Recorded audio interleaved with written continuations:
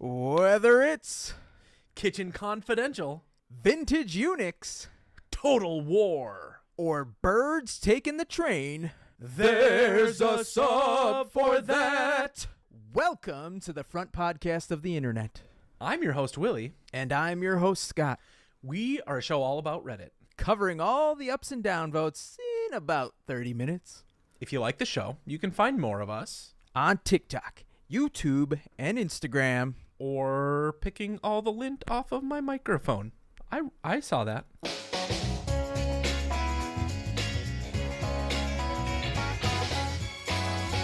I just want to acknowledge, Scott, that... Oh, you want to acknowledge me? Thanks. Yeah, I've done this to myself, and in turn, it's affected you, and I am so sorry. And that is that I didn't come prepared to this week's episode with a bunch of stories, meaning we're recording a little bit later, and what we usually know is that means it's close to my bedtime, right? I don't know, roughly 7 minutes ago, I would love to be asleep. So I'm going to do something for you today. What color is this? That looks like kidney disease red. Willy is chugging some sort of substance. Whether it's a bodily fluid or not is unknown to me. It's not a Sprite TikTok, so I'm not going to barf. That was pre-workout. Oh, are you switching up the game? You going in later tonight? Just chugged a bunch of caffeine, but I still want to hold steady to my sleep schedule. I'm not taking this now. Oh, but I will be. I thought you were going to pound it and create some sort of war, some like real internal conflict. For those of you just listening, I held up my melatonin, which I will be taking later on in the episode. Oh, it's going to be a weird night for your sheets. This pre-workout has a bunch of stims in it too. So I am going to be like tweaking out. I'm just going to...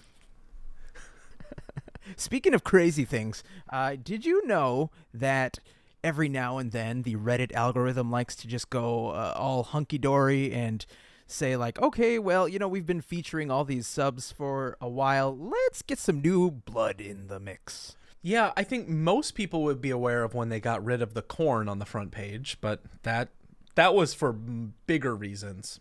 That was a shock to most people's system because they were just so used to seeing a ton of NSFW tags. And then one day, all the red was gone. All blue. It was just all blue. But two things I noticed while going through my daily Reddit duties today.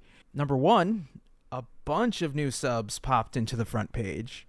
A couple of them that were of note are Sips Tea, Century Homes, Scrungy Cats, Megalophobia, and for our neighbors across the pond, okay, mate wanker.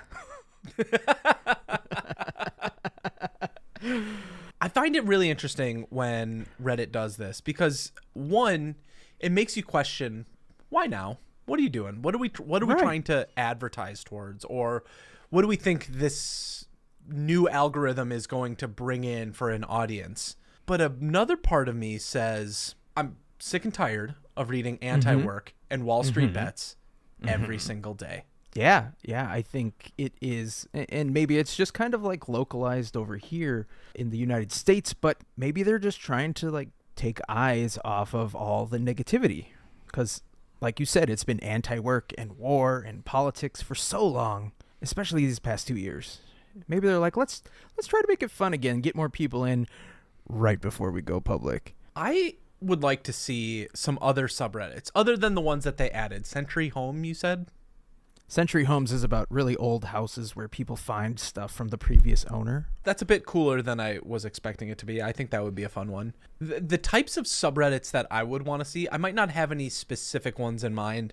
And unfortunately, I'm going to compare Reddit to TikTok for a second. But I have been getting a ton of woodworking TikToks showing you how to build something from start to finish. I've been getting a ton of like home design and graphic design ones. Yeah, that kind of woodworking. I want to see woodworking porn and penmanship porn. I commas in between each of those words.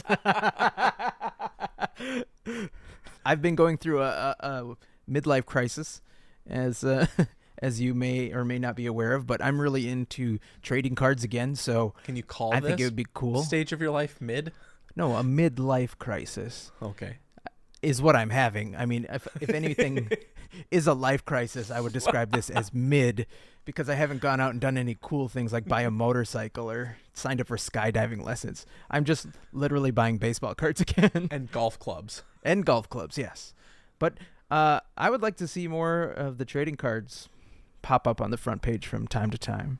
I think what we're really trying to say is we're just trying to make Reddit great again. Speaking of politics, I'm so glad we don't have a merch store right now. this week in the subreddit, politics, of course, there's a post. AOC has a message for Americans who already paid off their student loans. We can support things we don't directly benefit from. And this links to a Business Insider article detailing AOC's thoughts on if we were to get a real $50,000 debt reduction for people that have student loan debt. I want to know your opinions on this, because do you still have student loan debt? I have fully paid off my student loan debt. Same.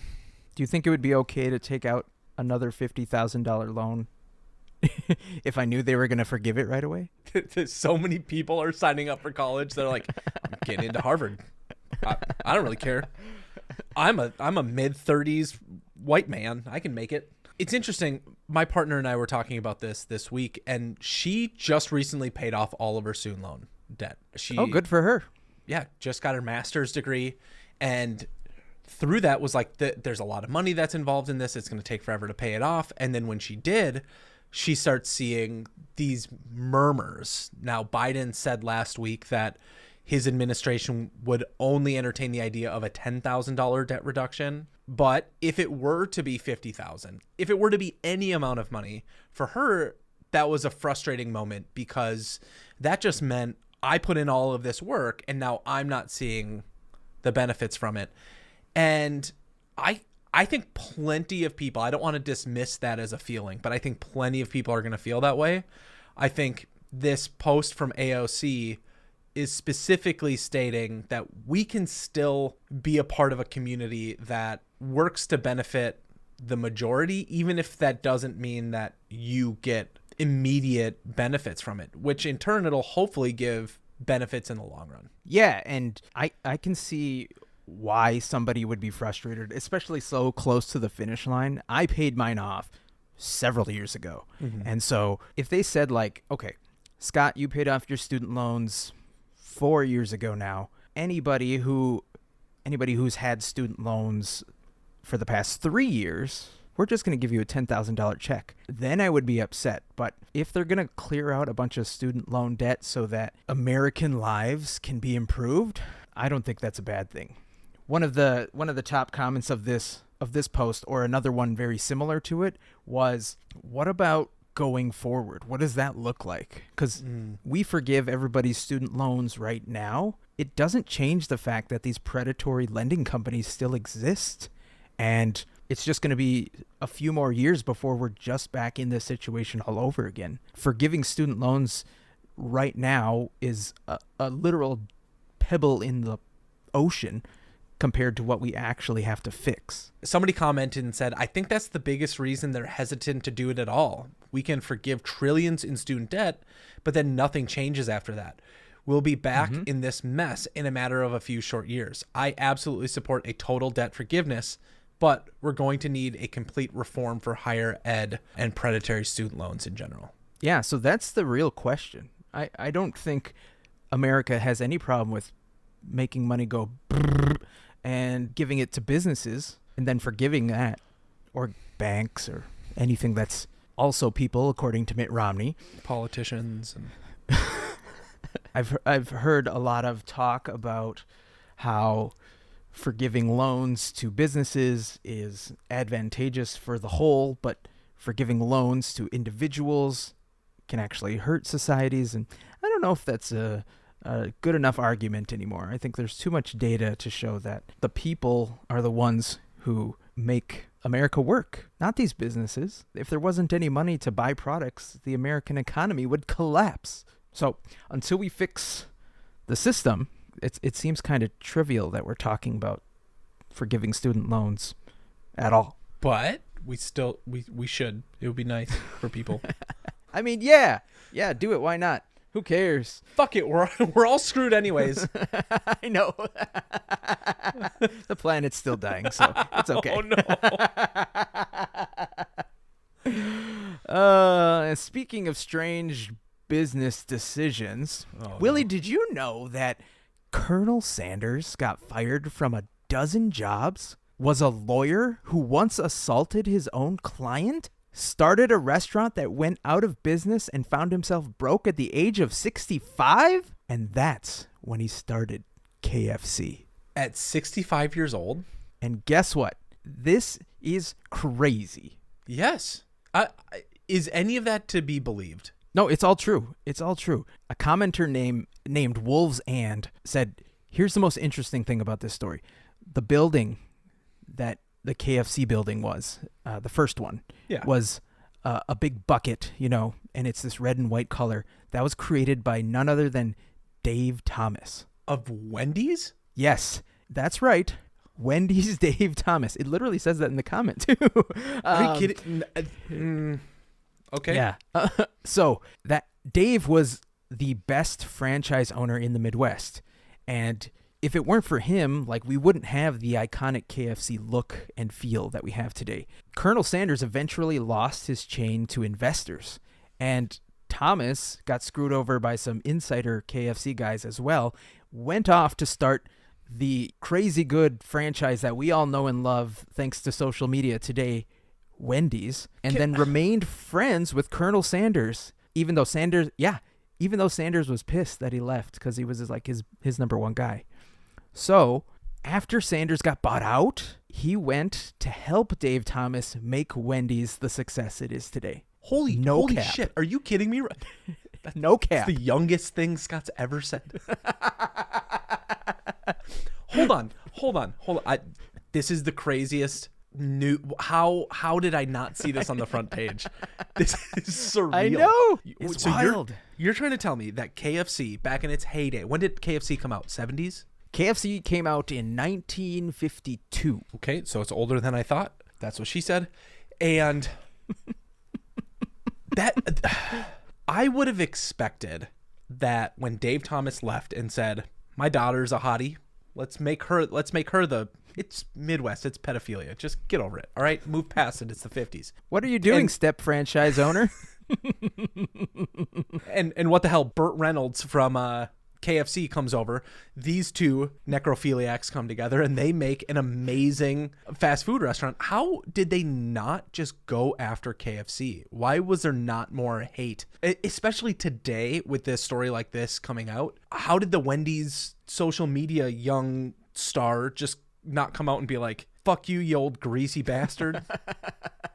Well, they probably wanted to make money and thought, I think KFC has a lock on this chicken game. Until Popeyes and, maybe churches and local places came about, was there anybody that challenged KFC? Can you think of any challengers that might have rose to the occasion? Because I can't.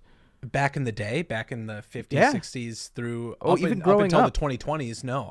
I mean, you probably had some local things. Chick-fil-A came up, but that I don't think That was had regional up until a few years ago. whenever. Yeah. Dude, those buckets. Back in college when I could eat whatever I wanted, yes, I would order a whole bucket for myself. I was fat. I want it so bad, man. I want it. Dude, it's so good. Those leg pieces. Oh, do you like extra crispy or original? Extra crispy. Yeah, I like the spicy extra crispy. Oh, so God. good. You know what? Just dream with me for a minute. Extra crispy. Mm-hmm. Drizzle at hot extra crispy and drizzle on some honey. Just a little bit, not a lot, just enough. Put it in between a biscuit with melting butter on it. Oh my God. I finished. Speaking of that animalistic instinct, this week in the subreddit Today I Learned that by letting a wolf population recover, traffic collisions caused by deer are reduced by nearly 25%. Kind of makes sense, right? Wolf population goes up, collisions go down. The reduction is not based as much on the decimation of the deer population, but on the landscape of fear created by the wolves. Say what?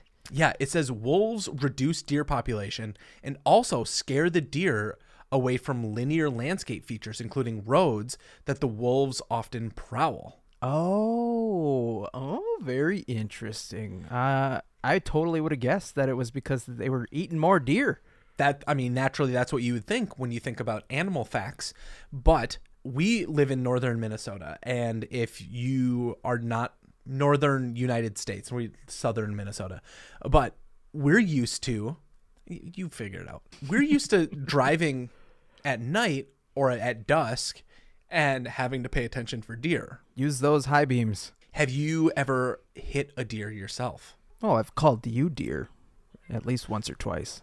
Punched and you in the arm. And he hits me consensually. Yes, we have a safe word. Yeah, and we have a safe word, right? It's 3, 2, 1. Didgeridoo. Didgeridoo. You guys can take that and didgeridoo with it what you will. Wow. So I need to know, Scott, before we started recording, I very ominously go, you got any animal facts? And you go, yeah, I got a lot of them. I want to know what those are. Well, penguins mate for life. Cute. Lobsters, given the right conditions, are technically immortal. Yes. They don't know the oldest lobster. Yeah, their cellular regeneration is crazy. Ooh, I have a fun one for you. Okay. Every eel is the same species. And all they do is go through like a moment, the same way like frogs go from like tadpoles to frogs.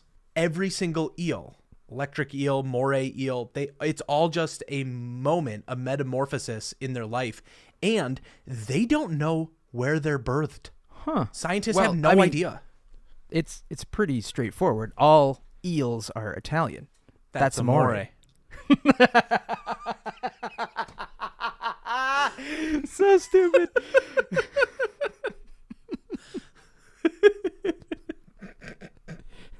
I've got one more. Most betta fish, despite their moniker, actually can only be in one tank by themselves. So technically they should be called alphas. Oh, did you hear that? And let's go one step further. I want to go down this little alpha and beta bullshit that people talk about. In wolf packs, there is no alpha male. That's not how that works.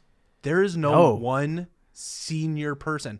The seniority goes to the eldest. And they all work as a collective whole. Nobody fights over things. Unless there's a challenger for the oldest. Because sometimes the pack can run out of food. I think the oldest wolf is called a king wolf. Oh. I only know that from a post I saw where this Bernese mountain dog was introduced to a pack of wolves, like at a rescue. And it started out as this cute little fluffy puppy, but it was taken in by the king wolf. And as it grew up to be this giant dog and the king wolf aged, the rest of the pack started challenging the senior wolf for food and resources. And the video is of this Bernese mountain dog literally snarling the most scariest growl that you can think a dog can do, especially of one that size. You know, a Bernese mountain dog full size is like a mini bear. Yeah. And the king wolf has this like hindquarters of a deer, and he's trying to nibble on it, and all these other younger wolves are starting to like creep over and try to take the leg away from him. But the Bernese mountain dog literally steps over the king wolf with one of his legs and is growling and like snapping at all the other wolves. It's a really cool video. Dude, it's like he had it was like the king wolf is Kevin Hart, and he's just got The Rock standing over him. Well, speaking of kings, or at least a guy who wanted to be king, this week in Cantomoism Exposed, there's a post of this story that is from Vice.com. But it's titled How One Man Tried to Build a DMT-Based Cult on Reddit and Lost Everything. Willie, this story is batshit crazy. Before you tell me the whole story, explain like I'm 5 what DMT means. DMT is a drug that is, it's kind of like one of those ayahuasca or mushroom type drugs where you can feel very euphoric and hallucinate. Got it. Okay, cool. Yeah, but I totally knew what that was. That was for Paul. Oh, that was a test. That was a test for me. That's for you, buddy. Okay. But this guy in his mid-50s who was depressed, he was Yale trained as a scientist. He took this potent psychedelic, saw God, and set out to spread the word. But within 2 years, he was dead. His name was Zach Muckerberg. His name was actually Chris Cantelmo, hence the Cantelmoism. But the TLDR of this story is he thought that this DMT experience was so life-changing for him that he wanted to recruit people to spread the word. And he figured the best way to do this was to go on Reddit and start gilding people to get attention. And then he would share his story, and he gained almost this cult-like following. He started hiring people. He started recruiting people to like tell his story, make a documentary, work with him on building a website. And all the while he had $1 million+ and he was just going through and spending it all with the hopes to spread the word on DMT. Now, if you don't think that it's crazy enough, he also said this DMT cured his cancer. Oh, it's this guy. Turns out that the cancer that he had was atheism. What? Yeah. He said he had cancer of the mind, and the DMT cured it because after he took it, he saw God. Oh, fuck. We got all the way back around to religion. All right, I'm in. You're back in. All right. It's a tragic ending for this guy due to all this because apparently he really had some serious mental health issues, and a lot of people tried to help him out. But in the end, called religion. Just kidding. In the end, he ended up taking his own life, tragically, of course. So the moral of the story is drugs are bad, okay? Okay. Well, let's not go that far. I have a question for you because I have heard many times, you gotta do LSD at some point in your life, or you gotta do mushrooms at some point in your life. It will rewire your brain. It'll cause you to work through traumas that maybe are underlying, that are causing these frustrations or whatever that moment might be. Has that been something you've wanted to do? As much as I don't like the feeling of not being in control, I would say yes. Yes, I absolutely would want to try at least microdosing just to see kind of how it makes me feel. I've heard lots of good things from people. Yeah, I don't know if I've heard negative stories, if done safely and in moderation, and for people who say that they've done it like once or twice, or maybe they're in like a dark spot and they give it a shot. Now, maybe I'm not hearing the bad stories because those people aren't around anymore. Yeah, I saw an article today while reading this other one that was titled, "We Need to Start Talking About the Downsides of Psychedelics," because really it feels like there's this big push of psychedelics are good, psychedelics should be used for treating all these things. And so we're hearing all the positives, but you're right. There could be this dark side that we don't even know about. Big media, where are you? Yeah, where are you fucks? I had a roommate in college whose brother said, hey, whenever you're ready, he had an older brother. He said, whenever you're ready to try any drug safely, you need to let me know and I will be there to keep you safe. Essentially, lock him in a room so that he can't harm himself or others and just keep him safe for 24 hours until he comes out of it. Do you hear that, government? Wasted jobs. We've got this economy just waiting to explode, to spend more money, to make all these dollar bills rain. Right there. That dude just created a drug shaman. A drug shaman. So, I mean, you could open up your own little shop, have a bunch of padded rooms, and people go in there and just give somebody DMT, and they sit back and they watch and observe, collect data. Are you listening to that, Facebook? I mean, Meta? Come on. Let's legalize it already. And really, all people are doing is going through a bunch of ups and downs. And speaking of which, is it time for our upvotes and downvotes of the week? I'm going to drop down, flip it, and reverse it with this week's upvote. Ooh-wee-oo. This is what I would have loved to have done had I been a kid and this situation happened to me. But this week in the subreddit Me IRL, this says, my parents have access to me and my brother's bank accounts. I think that's fairly common for younger kids. Oh, right? Yeah. And accidentally took money out of my brother's savings instead of their own to pay the mortgage. And now, every time we tell my brother to do something, he says, you can't talk to me like that in my house.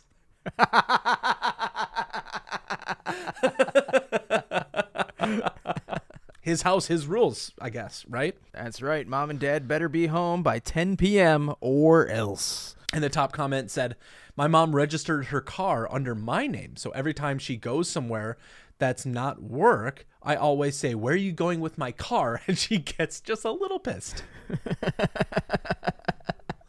Well, my upvote of the week is from Anti-Work. Sorry, Willy.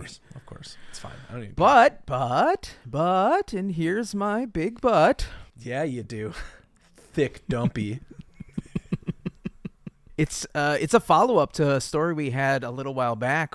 Delta just announced that they will finally start paying their flight attendants during the boarding process, a first for a major U.S. airline. This comes amidst an effort amongst flight attendants to unionize, according to NPR. It's funny how you dangle that little carrot in front of them and they're like, what do you want? Mm-hmm. You want to be paid while you're working? Okay, I guess. Well, pull our leg a little bit. Okay, you got me. I think it's a good first step. And I know that amongst everything that people in the airline industry went through over the last 2 years, and are little still wins going through, are great. But not everything can be such a good upper, Scott. Sometimes that airplane's got to come down. This week, Dark. I downvote. I know. Landing safely, of course. Too soon, Willy. Never forget. Wow, that's too soon somehow. This week in the subreddit, mildly infuriating. This post is titled, why does this system exist? James writes, I clicked on make a reservation on a restaurant's page and it opened a video call and started calling them. I cannot stress enough how much I do not want that to happen. That's so weird. Why would you do that? Why? Yeah. Why is that a thing? Where do you make most of your dinner reservations? I do it while taking a dump or post not clarity. And scene. Okay, what do you want to eat? I'm not hungry anymore, babe, but let's get some Five Guys. You guys want something? Yeah, I'd like Wendy's. When D's nuts rub across your chin. No, but seriously, I'm Bennigan's or Perkins. It should be open 24 hours. Can't miss the giant American flag. My downvote is from History Corn. It's a picture of a former beauty queen, Miss Wyoming from 1973, Joyce McKinney, being arrested by the police after kidnapping a Mormon missionary named Kirk Anderson from his church and forcing him to be her sex slave for 3 days. This happened in 1977.